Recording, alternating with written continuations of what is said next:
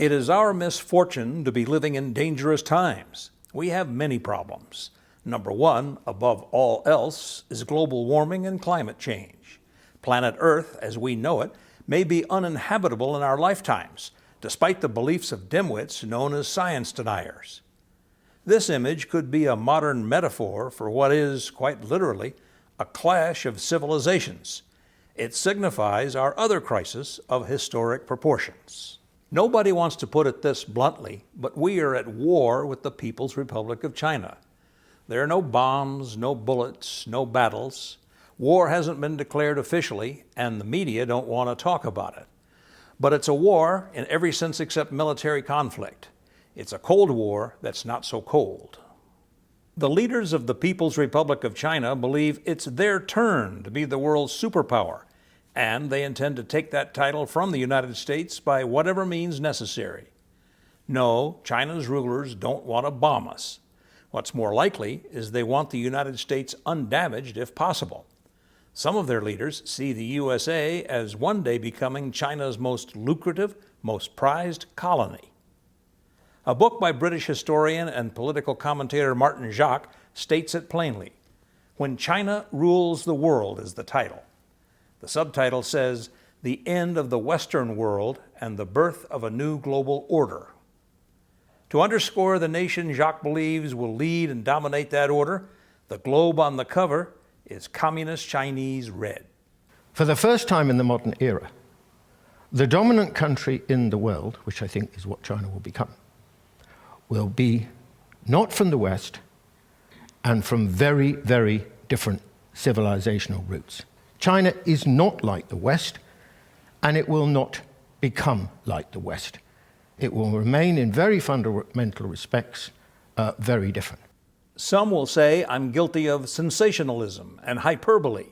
That means exaggeration for those who are members of the base. But consider the views of Graham Allison. He's a professor of political science at Harvard. He is not optimistic about how the U.S.-China struggle will turn out. Professor Allison says we should heed the observations of this guy. His name is Thucydides. He was a Greek general and historian. Thucydides' study of the Great War between Greece and Sparta around 400 BC prompted him to conclude that when a rising power challenges an established power, war is the usual result. Allison looked at what precipitated the great wars of history, and he came up with what he calls Thucydides Trap.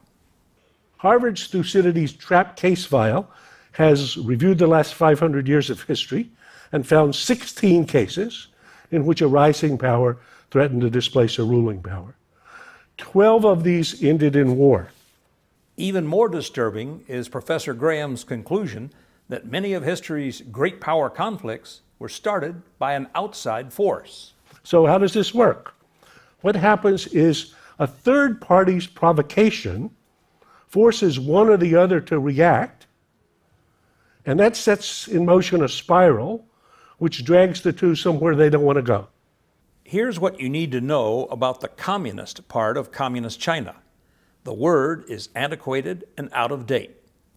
China is as driven by money and wealth as the greediest hedge fund manager on Wall Street. Forget public ownership of everything. When the Mao era ended in the last century, China kicked Soviet-style communism to the curb. So forget the communist part of Communist China. The Politburo is a gang of oligarchs who want to redefine capitalism to benefit China and themselves. Make no mistake, the Chinese Communist Party is still in power, and they kept the name even though they have renounced the principles of communism. The ruling clique retained its authoritarian grip on the nation, and it works ruthlessly and relentlessly to maintain one-party rule. It's a totalitarian police state. There are a lot of opinions on all sides of the rise of China. China's march toward ruling the world is literally worldwide in scope. It's too much to cover in one commentary. In a future commentary on the People's Republic of China, I will show you why the so-called China miracle of rapid industrialization and modernization is no miracle at all. It's the result of the greatest act of thievery the world has ever known. and the massive heist is still underway.